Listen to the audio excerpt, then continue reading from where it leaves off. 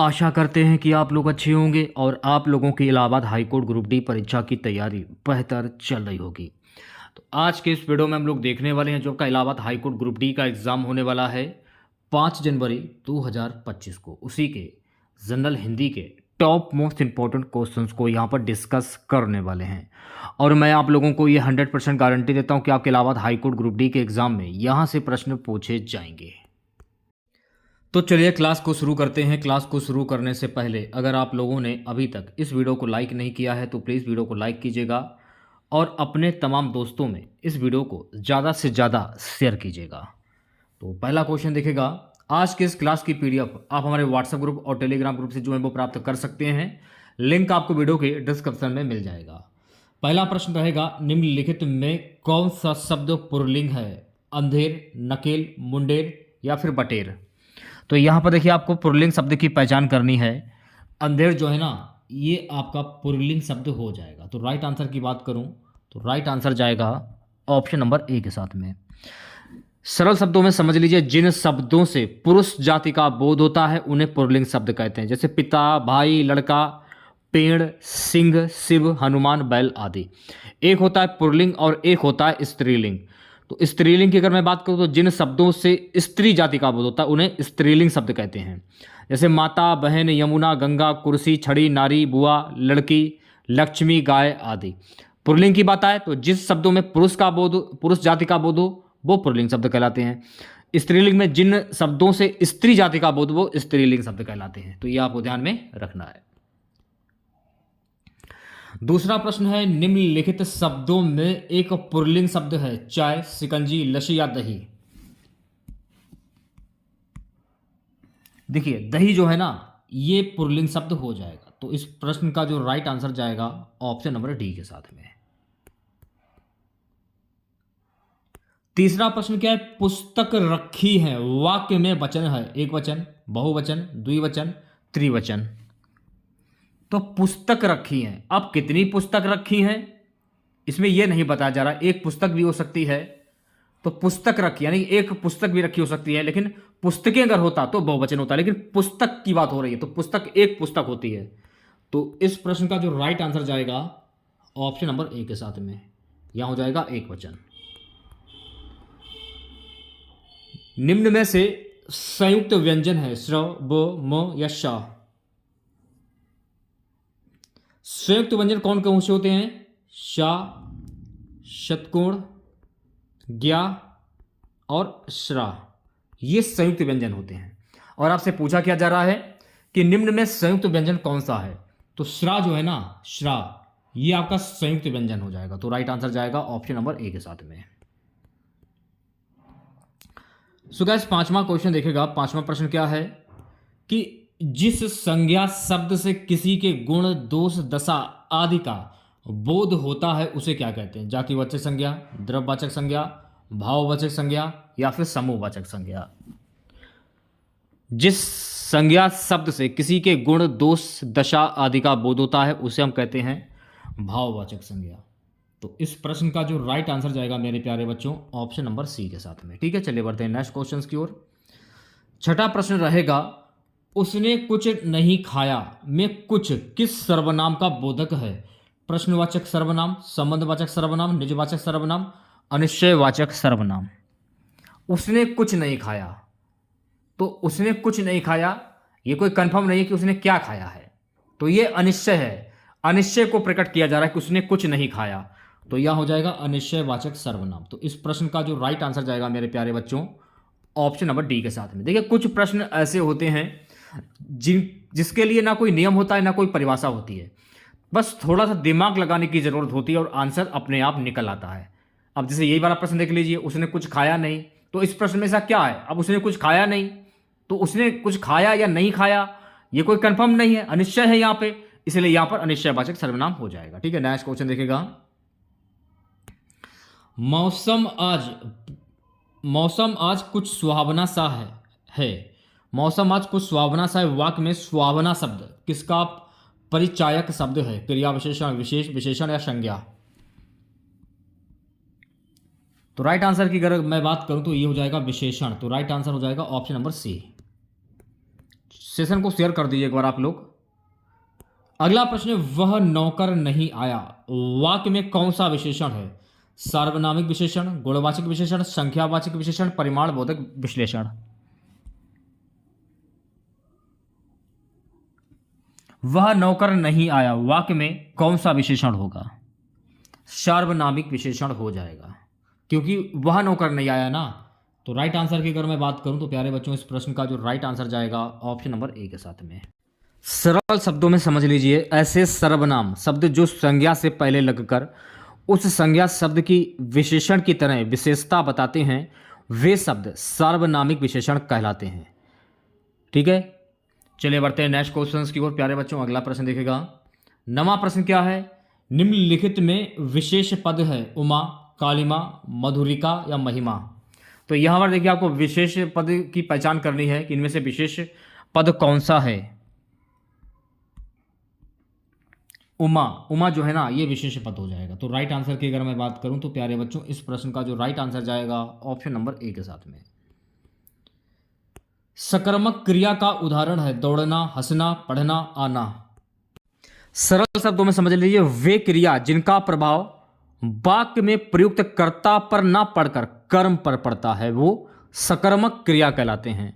तो ये आपको ध्यान रखना है। तो पूछा क्या जा रहा है कि सकर्मक क्रिया का उदाहरण कौन सा होगा? पढ़ना, पढ़ना जो है ना, ये सकर्मक क्रिया का उदाहरण है। तो मैंने आपको क्या बताया?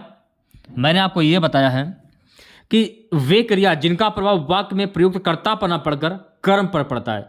तो पढ़ना जो है ना, ये एक कर्म है, तो इसलिए इस प्रश्न का राइट आंसर हो जाएगा option number C. Next question देखेगा, कारक के भेद कितने होते हैं? 5, 6, 7 या फिर 8। ये प्रश्न मैंने आपको अपने हर क्लास मैंने आप लोगों को बताया कि कारक के कुल 8 भेद होते हैं। बच्चा भी जान गया होगा कि कारक के कुल 8 भेद होते हैं। तो राइट आंसर जाएगा ऑप्शन नंबर डी के साथ में। कर्ता ने कर्म को करण के द्वारा संप्रदान के लिए, आप लोगों ने बचपन में काफी बार पढ़ा होगा और इससे प्रश्न भी पूछे जाते हैं एग्जाम में। तो इसे आप याद कर लीजिए, अगर आपको याद है तो अच्छी बात है, अगर नहीं याद है तो आप इसे याद कर लीजिए, क्योंकि कारक से ये मान के चलिए 2 प्रश्न जरूर पूछे जाएंगे। 12वें क्वेश्चन की हम बात करेंगे, जैसे कि ये वाला क्वेश्चन देखेगा। अभी मैं कारक की बात कर रहा था कि कारक से प्रश्न पूछे जाते हैं। जैसे हरिमोहन अपनी बहन को पुस्तक देता है, वाक्य में रेखांकित पद में कारक है कर्म, संप्रदान, संबंध या फिर अधिकरण। कर्ता ने कर्म को करण के द्वारा संप्रदान को के लिए। अब यहां पर जो मेन कॉमन जो है ना, जो मेन कॉमन है वो है को। तो को किस में आता है? कर्ता ने कर्म को करण के द्वारा संप्रदान को के लिए। तो संप्रदान को के लिए। तो राइट आंसर की अगर मैं बात करूं, इसमें हो जाएगा संप्रदान कारक, यानी राइट आंसर जाएगा ऑप्शन नंबर सी के साथ में। ठीक है, चलिए बढ़ते हैं नेक्स्ट क्वेश्चन की ओर। प्यारे बच्चों, अगला प्रश्न देखेगा, पुष्प का पर्यायवाची निम्न में से कौन सा है? तो यहां पर देखिए, आपको पुष्प का पर्यायवाची शब्द की पहचान करनी है। सुमन जो है ना, सुमन, ये पुष्प का पर्यायवाची शब्द होता है। तो राइट आंसर की बात करूं तो राइट आंसर जाएगा ऑप्शन नंबर सी के साथ में। अगर ऑप्शंस में सुमन, कुसुम, मंजरी या प्रसून दिया जाए तो आप उन पर भी टिक कर सकते हैं, क्योंकि ये सभी शब्द जो हैं ये पुष्प के पर्यायवाची शब्द हैं। निर्देशित अधोलिखित गद्यांश को ध्यान से पढ़िए तथा प्रश्न संख्या से 14 से 18 के उत्तर इस गद्यांश के आधार पर दीजिए। आप लोगों को पता है, इलाहाबाद हाईकोर्ट ग्रुप डी के एग्जाम में हिंदी में गद्यांश से 5 प्रश्न पूछे जाते हैं। बिल्कुल ये फ्री के नंबर होते हैं। गद्यांश को करने का तरीका क्या? सबसे पहले गद्यांश को ध्यानपूर्वक पढ़िए, इसके बाद प्रश्न को देखिए कि प्रश्न में पूछा क्या जा रहा है। हमारा जीवन पाखंडमय बन गया है और हम इसके बिना रह नहीं सकते। अपने सार्वजनिक जीवन अथवा निजी जीवन में कहीं भी देखें, हम एक दूसरे को छलने की कला का खुलकर उपयोग करते हैं। इसके बावजूद यह विश्वास करते हैं कि हम ऐसा कुछ भी नहीं कर रहे हैं। हम इस प्रकार की भाषा का प्रयोग करते हैं जिसकी उस अवसर पर कोई आवश्यकता नहीं होती। हम किसी भी बात को यह जानते हुए सही अथवा सत्य नहीं है, लेकिन उसके प्रति निष्ठा या विश्वास इस तरह प्रकट करते हैं जैसे हमारे लिए दही एकमात्र सत्य है। हम सब इसलिए सरलता से कर लेते हैं क्योंकि आज पाखंड एवं दिखावा हमारे जीवन का एक अभिन्न अंग बन गया है। आज हम में से अधिकांश लोगों की स्थिति मुंह में कुछ और मन में कुछ और वाली बन गई है। तो ये तो था गद्यांश। अब गद्यांश के प्रश्न देख लीजिए। प्रश्न क्या है कि छलने की कला का हम किस प्रकार उपयोग करते हैं? आवश्यकता अनुसार, पूरी निष्ठा से, सरलता से या खुलकर। तो छलने की कला का हम किस प्रकार उपयोग करते हैं? छलने की कला का हम किस प्रकार उपयोग करते हैं? खुलकर इसका उपयोग करते हैं। तो इस प्रश्न का जो राइट आंसर जाएगा मेरे प्यारे बच्चों ऑप्शन नंबर डी के साथ में। ठीक है, चलिए बढ़ते हैं नेक्स्ट क्वेश्चन की ओर। मुंह में राम बगल में छुरी, इसका अर्थ इनमें से किस वाक्य से पता चलता है? मुंह में राम बगल में छुरी, मुंह में कुछ और मन में कुछ और, सामने कुछ और कहना और बगल में कुछ और कहना या मन में कुछ और कहना। तो इस प्रश्न का जो राइट आंसर जाएगा मेरे प्यारे बच्चों ऑप्शन नंबर वी के साथ में। ठीक है, नेक्स्ट क्वेश्चन देखेगा। 16वां प्रश्न क्या है? हमने जीवन का अभिन्न अंग किसे बना लिया है? पाखंड और दिखावे को, निष्ठा एवं विश्वास को, सरलता को या भाषा को। हमने जीवन का अभिन्न अंग किसे बना लिया है? पाखंड और दिखावे को। तो राइट आंसर की अगर मैं बात करूं तो प्यारे बच्चों इस प्रश्न का जो राइट आंसर जाएगा ऑप्शन नंबर ए के साथ में। ठीक है, चलिए बढ़ते हैं नेक्स्ट क्वेश्चन की ओर। 17वां प्रश्न है गाइस, यह जानते हुए कि बात गलत है हम उसके प्रति निष्ठा क्यों प्रकट करते हैं? क्योंकि ये गद्यांश का ही प्रश्न है, ऑप्शंस को पढ़िए फिर आंसर दीजिए। क्योंकि पाखंड और दिखावा हमारे जीवन का अभिन्न अंग बन गया है। तो राइट आंसर की अगर मैं बात करूं तो प्यारे बच्चों इस प्रश्न का राइट आंसर जाएगा ऑप्शन नंबर सी के साथ में। गद्यांश का उपयुक्त शीर्षक क्या है? यानी कि यह गद्यांश जो है किस पर आधारित है? सार्वजनिक जीवन, दिखावा, निष्ठा एवं विश्वास, पाखंड, आधुनिक जीवन का सत्य। पाखंड, आधुनिक जीवन का सत्य। तो इस प्रश्न का जो राइट आंसर जाएगा मेरे प्यारे बच्चों, इस प्रश्न का राइट आंसर जाएगा ऑप्शन नंबर डी के साथ में। ठीक है, 19वां प्रश्न क्या है? पूरब और उत्तर के बीच की दिशा को क्या कहते हैं? आग्नेय, ईशान, वाक्य, नेतृत्व। पूरब और उत्तर के बीच की दिशा को क्या कहते हैं? ईशान कहते हैं। तो राइट आंसर की अगर मैं बात करूं तो प्यारे बच्चों इस प्रश्न का जो राइट आंसर जाएगा ऑप्शन नंबर वी के साथ में। नेक्स्ट क्वेश्चन देखेगा। प्रश्न था, आए थे हरि भजन को ओटन लगे कपास, लोक तृतीय का अर्थ क्या होता है? हरि भक्ति का मार्ग कठिन होता है, उद्देश्य की प्राप्ति में असफल होना, ईश्वर भक्ति को छोड़कर व्यापार में लग जाना, किसी कार्य विशेष की अपेक्षा कर दूसरे कार्य को करना। आए थे हरि भजन को ओटन लगे कपास, मुहावरा भी कह सकते हैं, लोक तृतीय भी कह सकते हैं और अर्थ भी कह सकते हैं। आपको एग्जाम में कंफ्यूज नहीं होना है। किसी कार्य विशेष की अपेक्षा कर दूसरे कार्य को करना। तो राइट आंसर की अगर मैं बात करूं तो प्यारे बच्चों इस प्रश्न का जो राइट आंसर जाएगा ऑप्शन नंबर डी के साथ में। ठीक है, चलिए बढ़ते हैं नेक्स्ट क्वेश्चंस की ओर। जिन बच्चों ने अभी तक इस क्लास को अभी तक लाइक नहीं किया है तो क्या कर रहे हो आप लोग? वीडियो को लाइक कर दीजिए।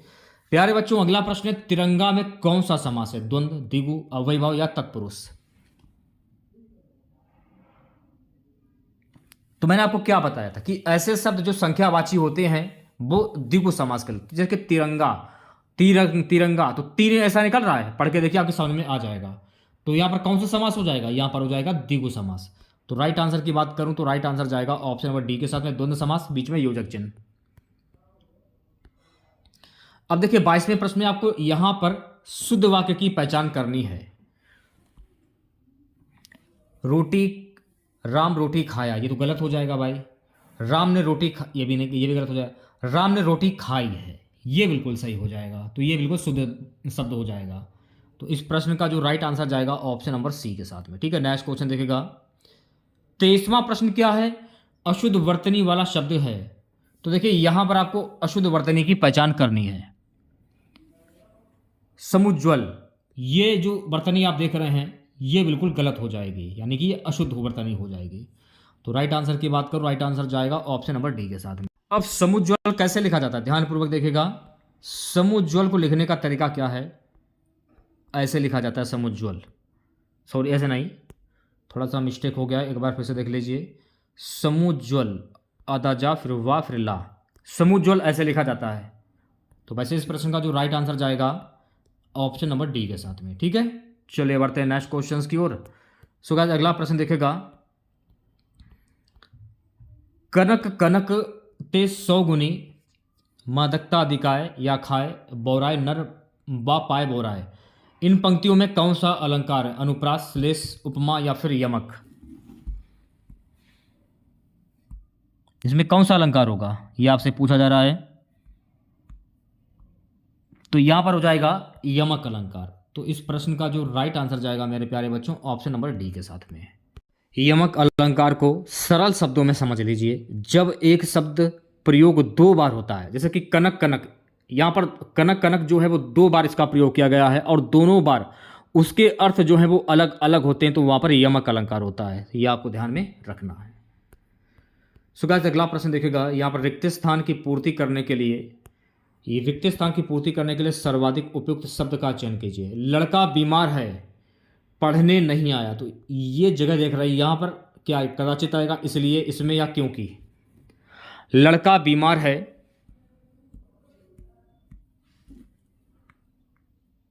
इसलिए पढ़ने नहीं आएगा। तो जिन बच्चों ने ऑप्शन नंबर वी पर टिक किया है वो बच्चे बिल्कुल करेक्ट हो जाएंगे।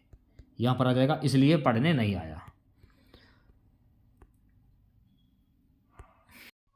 नेक्स्ट क्वेश्चन देखेगा। धीरे धीरे में कौन सा समास है? द्वंद्व समास, अव्ययभाव समास, कर्मधारय समास या फिर द्विगु समास।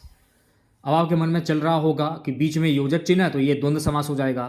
देखिए, अक्सर आप लोगों ने देखा होगा कि बीच में एक योजक चिन्ह होता है, लेकिन वो द्वंद्व समास नहीं होता है, वो होता है अव्ययभाव समास। अब जैसे कि धीरे धीरे है, सबसे पहले आप इसका समास विग्रह कर लीजिए। इसका समास विग्रह क्या होता है? धीरे के बाद भी धीरे। तो यहाँ पर कौन सा समास हो जाएगा? यहाँ हो जाएगा अव्ययभाव समास। तो मैंने आपको एक ट्रिक भी बताई थी, शायद आपको याद हो वो ट्रिक। मैंने आपको ट्रिक बताई थी, जहाँ पर यथा आ जाए, अनु आ जाए, प्रति आ जाए, बड़ा आ जाए, भर, उद, हर, जहां पर ये शब्द आ जाए वहां पर होता है अव्ययभाव समास। अब स्टार्टिंग का शब्द देखिए, यहां पर धी और कर लीजिए, धी। ठीक है, ये शब्द जैसे यथोचित, अनुप्रति, प्रतिदिन, आडंबर, भरपेट, उदय, हर दिन, या फिर धीरे धीरे। अब स्टार्टिंग शब्द में धी धी है, तो धी देखिए, धी इसमें भी है, इसलिए यहां पर हो जाएगा अव्ययभाव समास। ये ट्रिक है पहचानने का, इसे किसी कॉपी पर आप लिख लीजिए, ये काम में आ सकती है। प्यारे बच्चों, अगला प्रश्न देखेगा 27वां। आंख ना दीदा काढ़े कसीदा, लोक तृतीय का अर्थ क्या होता है? इसे आप मुहावरा भी बोल सकते हैं और अर्थ भी बोल सकते हैं और लोक तृतीय भी बोल सकते हैं। बहुत निपुण बनना, साधन ना होने पर भी काम कर लेना, सर्वथा योग्यता ना रहने पर भी काम करने की सेखी भरना। तो इसका मुहावरा क्या होगा? इसका मुहावरा होगा योग्यता ना रहने पर भी काम करने की सेखी भरना। तो राइट आंसर की अगर मैं बात करूं प्यारे बच्चों, इस प्रश्न का जो राइट आंसर जाएगा ऑप्शन नंबर डी के साथ में। ठीक है, नेक्स्ट क्वेश्चन देखिएगा। 28वां प्रश्न है, वही मनुष्य है, वही मनुष्य है कि जो मनुष्य के लिए मरे, पंक्ति में कौन सा अलंकार है? अनुप्रास, यमक, श्लेष या फिर रूपक। तो यहां पर हो जाएगा यमक अलंकार। तो इस प्रश्न का जो राइट आंसर जाएगा मेरे प्यारे बच्चों, ऑप्शन नंबर वी के साथ में। तो यमक अलंकार के बारे में मैंने आप लोगों को बताया था कि यमक अलंकार में क्या होता है। तो मैंने आपको बताया कि जब एक शब्द का प्रयोग दो बार होता है और दोनों बार उसके अर्थ अलग अलग होते हैं, तो वहां पर यमक अलंकार होते हैं। कि मनुष्य का जो मनुष्य शब्द जो है वो दो बार इसका प्रयोग किया गया, लेकिन दोनों शब्दों के जो है वो शब्द अलग अलग। जैसे वही मनुष्य है, वही मनुष्य जो मनुष्य के लिए मरे, यानी दोनों पंक्तियां अलग अलग, इसलिए यहां पर यमक अलंकार हो जाएगा। ठीक है, नेक्स्ट क्वेश्चन देखेगा। प्यारे बच्चों, अगला प्रश्न, वागेश्वरी का पर्यायवाची शब्द क्या होता है? कमला, शारदा, सुखदा या प्रेमदा। तो वागेश्वरी का पर्यायवाची शब्द क्या होता है? तो वागेश्वरी का पर्यायवाची शब्द होता है शारदा। तो राइट आंसर की अगर मैं बात करूं तो प्यारे बच्चों, इस प्रश्न का जो राइट आंसर जाएगा ऑप्शन नंबर वी के साथ में। अवस्थित वाक्य खंडों से, अव्यवस्थित वाक्य खंडों से क्रमबद्ध वाक्य बनाइए और उचित क्रम चुनिए। तो राइट आंसर की अगर मैं बात करूं तो प्यारे बच्चों, इस प्रश्न का जो राइट आंसर जाएगा ऑप्शन नंबर डी के साथ में। ये वाला आंसर हो जाएगा। पहले पे तीसरे पे आ जाएगा, शुरू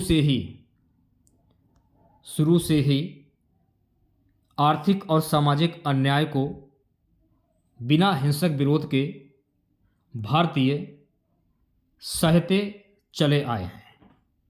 इस प्रकार से आप क्रमबद्ध कर सकते हैं। चलिए बढ़ते हैं नेक्स्ट क्वेश्चन की ओर।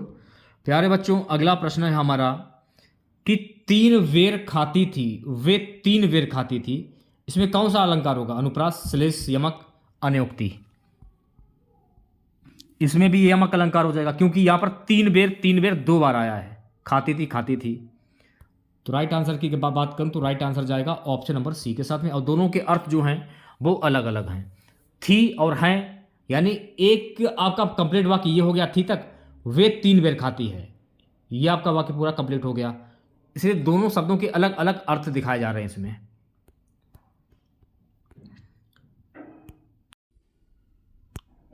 अगला प्रश्न हमारा है, विस्मय स्थायी भाव किस रस में होता है? हास्य, शांत, अद्भुत या भीतरस। तो विस्मय का स्थायी भाव क्या होता है? विस्मय का स्थायी भाव होता है अद्भुत रस। तो इस प्रश्न का जो राइट आंसर जाएगा ऑप्शन नंबर सी के साथ में। हास्य का स्थायी भाव हास्य होगा। अच्छा, शांत का स्थायी भाव क्या होता है? अगर आपसे पूछ लिया जाए कि शांत का स्थायी भाव क्या होता है?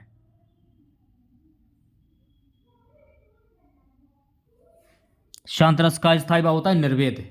और भीतर रस का स्थायी भाव क्या होता है? तो भीतर रस का स्थायी भाव होता है जुगुस्सा। तो ये सारे पॉइंट आपको ध्यान में रखने हैं। नेक्स्ट क्वेश्चन देखिएगा, 33वां प्रश्न है, यद्यपि मोहन धनी है तथापि बहुत दुखी है। इसमें कौन सा वाक्य होगा? साधारण वाक्य, संयुक्त वाक्य, मिश्र वाक्य, उपरोक्त में से कोई नहीं।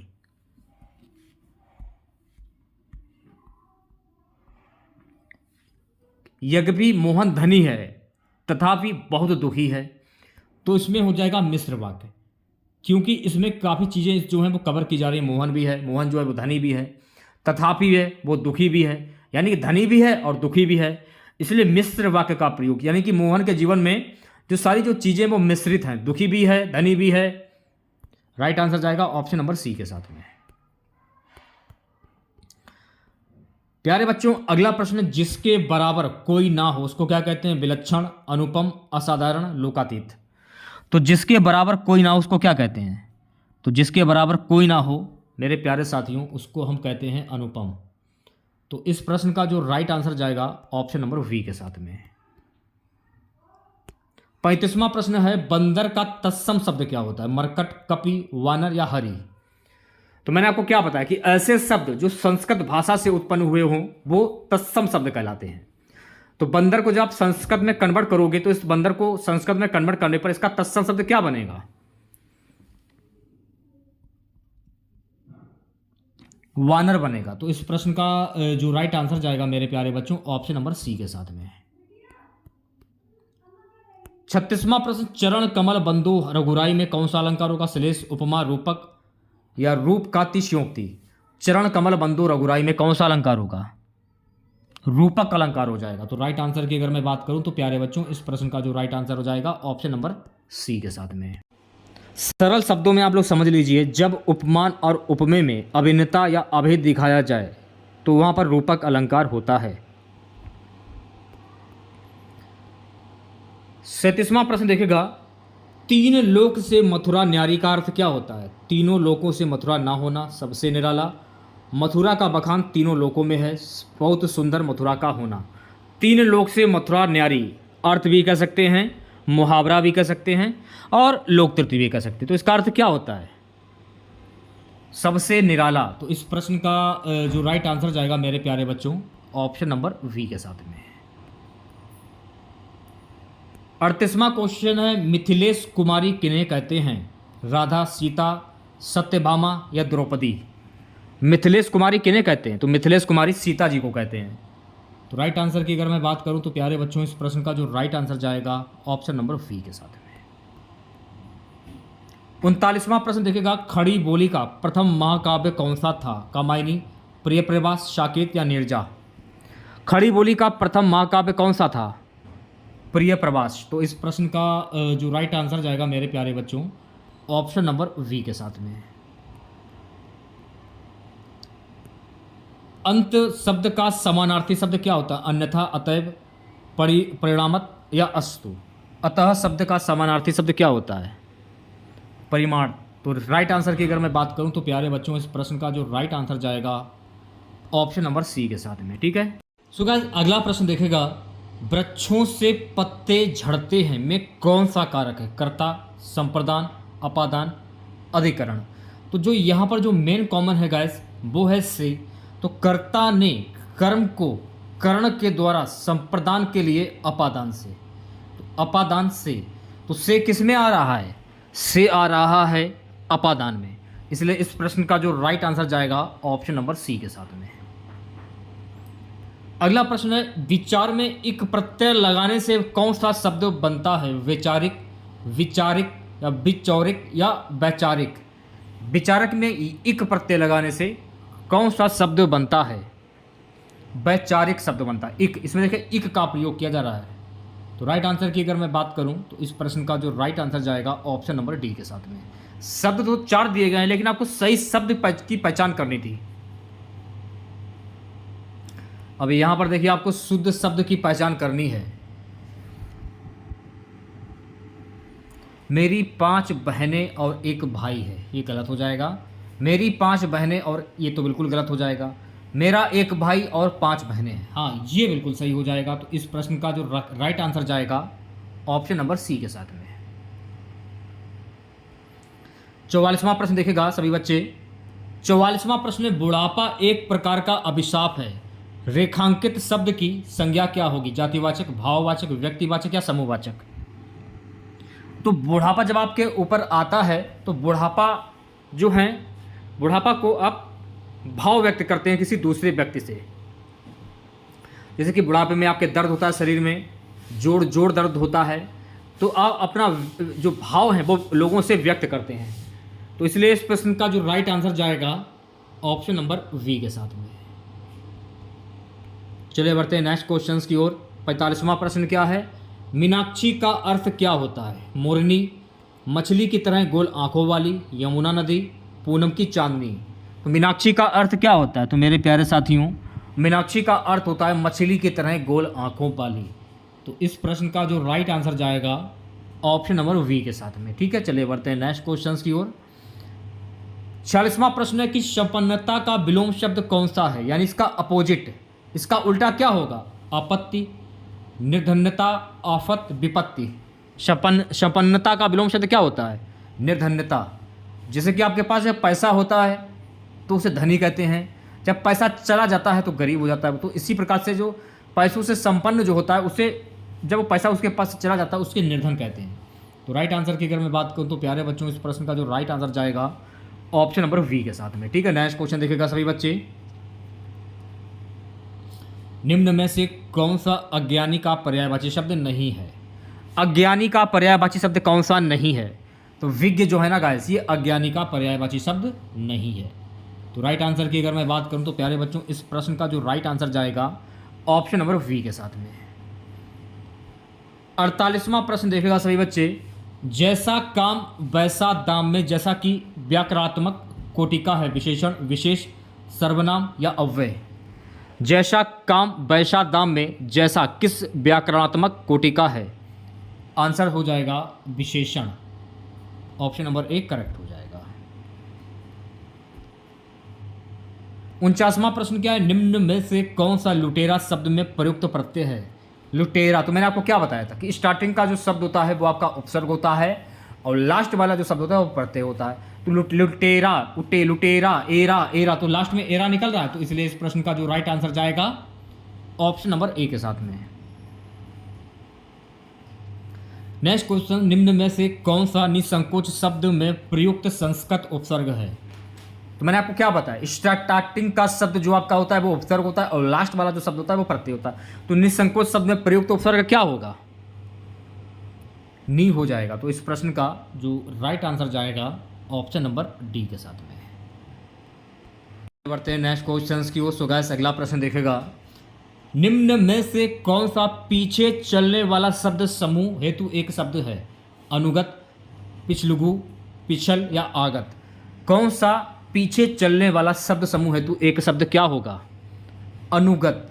तो इस प्रश्न का जो राइट आंसर जाएगा मेरे प्यारे बच्चों ऑप्शन नंबर ए के साथ में।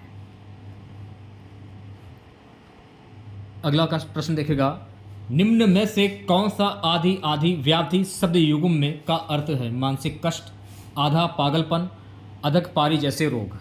निम्न में से कौन सा आधी आधी व्याधि शब्द युग्म में का अर्थ है, मानसिक कष्ट। तो इस प्रश्न का जो राइट आंसर जाएगा मेरे प्यारे बच्चों ऑप्शन नंबर ए के साथ में। बात करेंगे नेक्स्ट क्वेश्चंस की। निम्न में से कौन सा काटना का तत्सम शब्द होता है? तो मैंने आपको क्या बताया था, ऐसे शब्द जो संस्कृत भाषा से उत्पन्न हुए हों वो तत्सम शब्द कहलाते हैं। तो काटना को जो आप संस्कृत में कन्वर्ट करोगे तो इसका तत्सम शब्द क्या बनेगा? कर्तन बनेगा। तो इस प्रश्न का जो राइट आंसर जाएगा मेरे प्यारे बच्चों, इस प्रश्न का राइट आंसर जाएगा ऑप्शन नंबर सी के साथ में।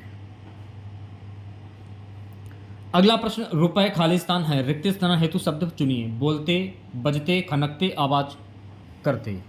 रुपए हैं, खनकते हैं, रुपए खनकते हैं। तो राइट आंसर की अगर मैं बात करूं तो प्यारे बच्चों इस प्रश्न का जो राइट आंसर जाएगा ऑप्शन नंबर सी के साथ में। निशा का विशेषण शब्द क्या होता है? निशाचर, निशीत, निशांत या नैश? तो निशा का विशेषण शब्द क्या होता है? तो मेरे प्यारे बच्चों निशा का विशेषण शब्द होता है नैश। करेक्ट आंसर की अगर मैं बात करूं तो करेक्ट आंसर हो जाएगा ऑप्शन नंबर डी। अगला क्वेश्चन देखिएगा, 8 कनौजिया 9 चूल्हे लोक तृतीय का अर्थ क्या होता है? मस्त रहना, फांका करना, अलगाव की स्थिति, संपन्नता की स्थिति। 8 कनौजिया 9 चूल्हे, इसका मुहावरा क्या होगा? मुहावरा भी कह सकते हैं, लोक तृतीय भी कह सकते हैं और अर्थ भी कह सकते हैं, अलगाव की स्थिति। तो इस प्रश्न का जो राइट आंसर जाएगा मेरे प्यारे बच्चों ऑप्शन नंबर सी के साथ में। ठीक है, नेक्स्ट क्वेश्चन देखिएगा, निम्न में से कौन सा चक्र पाणी में प्रयुक्त समास है? अव्ययभाव, तत्पुरुष, बहुपर्याय या कर्मधारय है? तो मैंने आपको क्या बताया कि जब किसी वाक्य में किसी प्रसिद्ध व्यक्ति या भगवान के नाम आ जाते हैं तो वहां पर होता है आपका अव्ययभाव समास। तो चक्र पाणी में है जिनके, यानी चक्र उंगली में है जिनके, यानी भगवान विष्णु, और विष्णु को भगवान की उपाधि दी गई है, इसलिए इस प्रश्न का राइट आंसर जाएगा ऑप्शन नंबर सी के साथ में। जैसे कि दशानन, दश आनन है जिनके, ये एक प्रसिद्ध व्यक्ति है, यहां भी बहुप्रिय समास हो जाएगा। इंद्रजीत, इंद्र को जीतने वाला यानी मेघनाथ, ये भी प्रसिद्ध व्यक्ति है, इसमें भी बहुप्रिय समास हो जाएगा। नीलकंठ, नीला कंठ है जिनका, यानी भगवान शिव, इसमें भी बहुप्रिय समास हो जाएगा। नेक्स्ट क्वेश्चन देखिएगा सभी बच्चे, निम्न में से कौन सा उच्चवास का संधि विच्छेद है? तो उच्चवास का सही संधि विच्छेद क्या होता है? उत्तधन श्वास। तो इस प्रश्न का जो राइट आंसर जाएगा मेरे प्यारे बच्चों ऑप्शन नंबर डी के साथ में। अगर आपसे ये पूछ लिया जाए उच्चवास में प्रयुक्त संधि कौन सी होगी, संधि का नाम क्या होगा इसमें, तो इसमें संधि हो जाएगी व्यंजन संधि। तो ये भी आपको ध्यान में रखना है। निम्न में से कौन संयुक्त व्यंजन नहीं है? छ, त्र, ज्ञ या फा? देखिए फा जो है ना, ये संयुक्त व्यंजन नहीं। संयुक्त व्यंजन के बारे में अभी मैंने आपको बताया था कि कौन कौन से संयुक्त व्यंजन होते हैं, छ, त्र, ज्ञ और एक स्रा होता है, ये 4 संयुक्त व्यंजन होते हैं। तो राइट आंसर की बात करूं तो राइट आंसर जाएगा ऑप्शन नंबर डी के साथ में। ठीक है, नेक्स्ट क्वेश्चन देखेगा, निधन कलंक का सही संधि विच्छेद कौन सा है? निधन कलंक, इसे आप कह सकते हैं निष्कलंक। तो राइट आंसर की अगर मैं बात करूं तो प्यारे बच्चों इस प्रश्न का जो राइट आंसर जाएगा ऑप्शन नंबर डी के साथ में। अच्छा, अगर आपसे ये पूछ लिया निष्कलंक में प्रयुक्त संधि कौन सी होगी? विसर्ग संधि हो जाएगी। तो ये भी आपको ध्यान में रखना है। निम्न में से कौन सा कर्णधार समास है? नील गगन, त्रिफला, पतझड़, गांव, शहर। कर्मधार समास की बात हो रही तो नील गगन में जो है ये कर्मधार समास होगा। तो इस प्रश्न का जो राइट आंसर जाएगा ऑप्शन नंबर ए के साथ में। देखिए, जब आप इसका समास विग्रह करते हैं नील गगन का, तो नील गगन का समास विग्रह क्या होता है? नीला है जो गगन, इसलिए यहां पर कर्मधार समास हो जाएगा। ठीक है, चले बढ़ते हैं नेक्स्ट क्वेश्चंस की ओर। आज की क्लास का लास्ट क्वेश्चन रहेगा मेरे प्यारे बच्चों, निम्न में से कौन सा कौमुदी का पर्यायवाची शब्द है? चांदनी, चंद्रहास, ज्योति या रोशनी। तो कौमुदी का पर्यायवाची शब्द क्या होता है? तो कौमुदी का पर्यायवाची शब्द होता है मेरे प्यारे साथियों चांदनी। तो इस प्रश्न का जो राइट आंसर जाएगा ऑप्शन नंबर ए के साथ में। तो कैसी लगी क्लास आप लोगों को कमेंट बॉक्स में ज़रूर बताइएगा। अगर आप लोगों को क्लास अच्छी लगी हो तो प्लीज़ क्लास को लाइक कीजिएगा, शेयर कीजिएगा ज़्यादा से ज़्यादा। चैनल पर नए हैं, अगर आप लोगों ने अभी तक चैनल को सब्सक्राइब नहीं किया है तो चैनल को जरूर सब्सक्राइब करें। इसकी पीडीएफ आप हमारे व्हाट्सएप ग्रुप और टेलीग्राम ग्रुप से जो है वो प्राप्त कर सकते हैं। लिंक आपको वीडियो के डिस्क्रिप्शन में मिल जाएगा। जिन बच्चों को यूपी जीके की पीडीएफ चाहिए तो आप हमें व्हाट्सएप पर मैसेज जल्दी से करिए। जिन बच्चों को चाहिए यूपी जीके की पीडीएफ, लगभग 600 से 700 का पीडीएफ प्रश्न आप उसमें मिलेंगे। 600 से 700 प्रश्न उसमें आपको मिलेंगे। तो जिन बच्चों को पीडीएफ चाहिए तो जल्दी से हमें मैसेज करें। मिलते हैं नेक्स्ट वीडियो के साथ। जय हिंद, जय भारत।